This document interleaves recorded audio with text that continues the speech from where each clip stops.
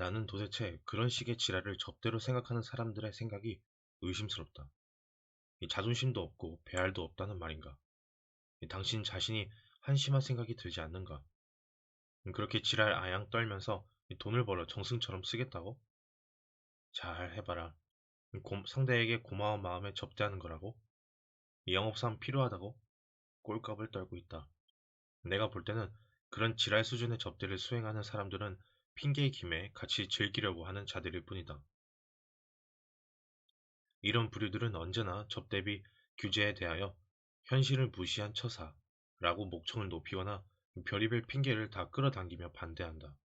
그들은 회사 돈으로 골프를 치고 룸살롱에 다니는 것을 폼난다고 여기며 출세한 징표로 생각하는 것일까?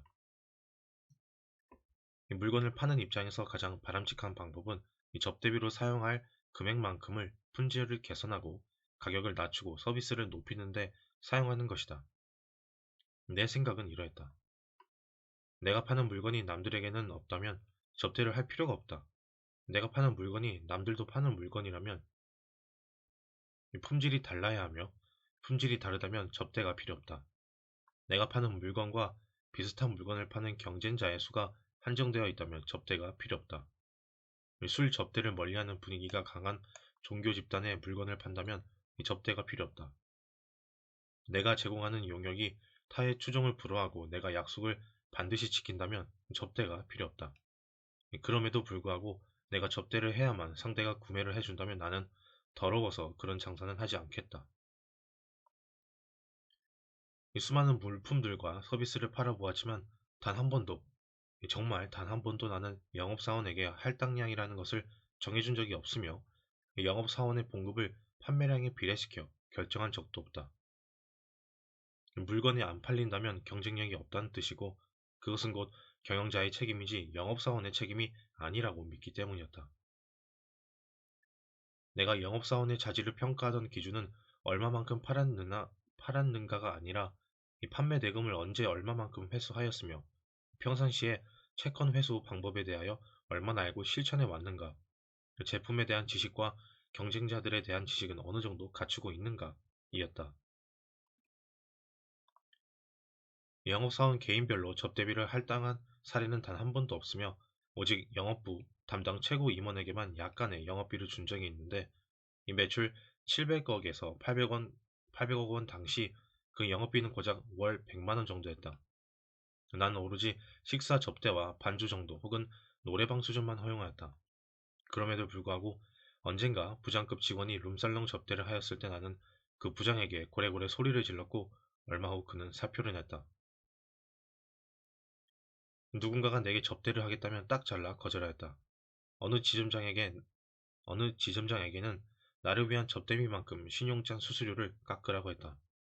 그러나 어떤 부류들은 이 가격을 100만 원 낮춰달라는 나의 요구를 받아들이는 것보다는 200만 원을 룸살롱에서 나에 대한 접대비로 날려보내는 쪽을 더 좋아하였는데 이 회사의 규정상 가격 인하는 불허하지만 접대비는 별도 책정되어 있기 때문이라는 것이 그 이유였다.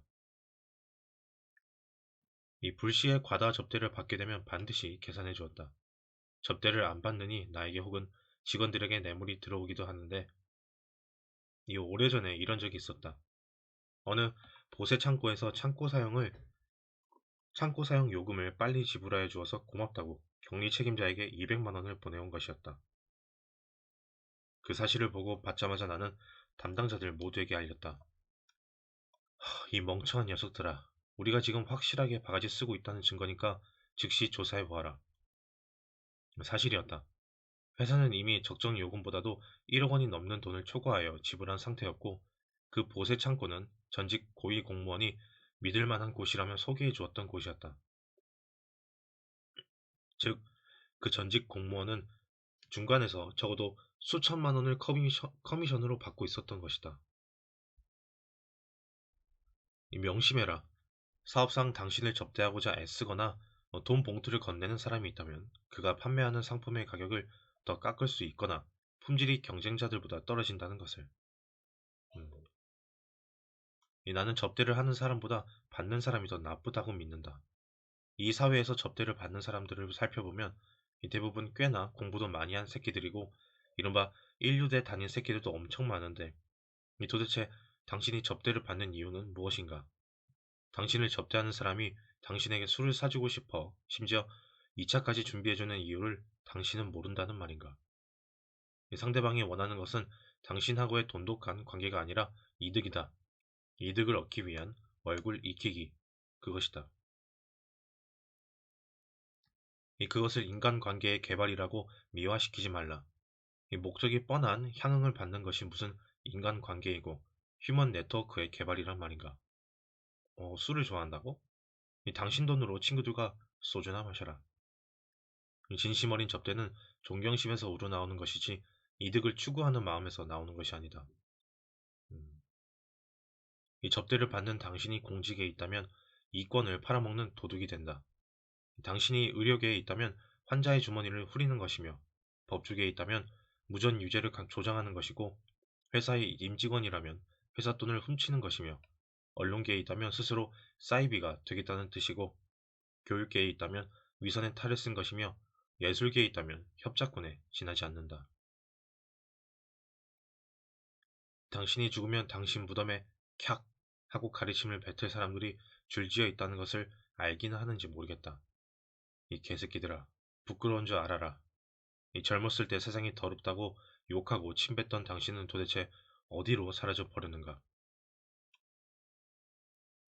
메탈리카의 노래 중 더 언폴기븐에서 이런 가사가 나온다. 내가 느꼈던 모든 것들이, 내가 알았던 모든 것들이 나의 행동 속에서는 전혀 나타나질 않았다니. 전혀 자유롭지 않다. 나는 전혀 내가 아니다. 그는 끊임없이 싸워왔지만 이길 수 없는 싸움. 지친 몸으로 이제는 싸움을 포기하고 그렇게 나이든 채 후회 속에 죽을 준비만 한다. 그 늙은이가 바로 나. 나는 그렇게 살기 싫다. 내가 10대, 20대에 제일 싫어한 사람들이 40대, 50대의 꼰대들이었다. 내 눈에는 모두 위선자들로밖에 보이지 않았다. 이제는 내가 그 꼰대 계층에 속한다. 나는 내가 젊었을 때 혐오하였던 능글능글한 꼰대가 되고 싶지 않아왔다. 내가 싫어했던 꼰대 모습이 싫어서인지 이 배가 조금만 나와도 여간 신경이 쓰이지 않는다. 나는 내가 20대에 좋아했던 것을 아직도 좋아하고 그때 싫어한 것들은 여전히 싫어한다. 이 글을 읽는 젊은이들에게 하고 싶은 말이 있다. 지금 네가 침뱉는 대상이 미래의 너의 모습이 되지 않도록 살아가라. 젊었을 때 최루탄 가스를 맡아가며 기성세대에 분노하였던 새끼들도 4.19 세대들이건 6.29 선언 세대들이건 간에 세월이 지나 40대, 50대가 되면 똑같이 똥개가 되어버리기 일쑤니까 말이다. 그리고 그런 똥개 병신에는 그 어떤 학벌이나 학력도 배신 역할을 하지 않는다. 서울대, 연대, 이 고대 나왔다고 고시에 합격하였다고 똥개가 안 되는 건 아니라는 말이다. 왜 그렇게 가증스럽게 변하는 것일까? 바로 돈 때문이다. 그러므로 젊었을 때부터 자신의 소비 생활을 통제하고 몸값을 높여나가라. 그 길만이 네가 지금 혐오하는 대상으로 변하지 않는 유일한 방법이다. 룸살롱 아가씨들에게 물어보라. 그곳에서 제일 족같이 행동하는 사람들이 누구냐고. 이 사회에서 이른바 존경받는다는 직업들은 하나도 빠짐없이, 정말 하나도 빠짐없이 다 나올 것이다. 그리고 하나 더 물어봐라. 그곳에서 제일 불쌍하게 보이는 사람들이 누구냐고. 접대하는 사람들이라고 할 것이다. 좋은 자리에 있을 때 접대받는 것이 뭐가 나쁘냐고? 나무는 잘려 넘어져 있을 때가 그 크기를 가장 잘 잴 수 있는 방법이다. 당신이 그 자리를 떠나면 개새끼도 당신을 쳐다보지 않는다. 이 세상은 요령껏 살아야 한다고? 향응을 받고 멀쩡한 사람을 불쌍하게 만드는 것이 당신 요령인가? 이 접대를 하는 입장에서 뒤돌아서면 무엇을 생각하겠는지 한번 생각해 보아라. 상대방이 고마운 마음에 하는 접대라고? 밥이나 얻어먹고 일찍 헤어져라. 상대방이 아마도 그 아내와 가족까지도 평생 고마워할 것이다. 내가 이해되지 않는 것. 부자가 된다는 것은 그 누구에게도 아쉬운 소리 하지 않고 살 수 있다는 뜻이다. 그런데도 재벌들이 정치인들에게 굽실거리며 돈 주는 이유가 도대체 뭔지 모르겠다. 돈을 더 벌려고? 이 명함을 갖고 다니지 않은 지가 20여 년이 된 것 같다. 그 누구에게도 나를 알려야 할 필요는 물론 접대해야 할 필요도 없고 그 누구에게서도 접대받을 이유도 없음에 나는 자유롭다.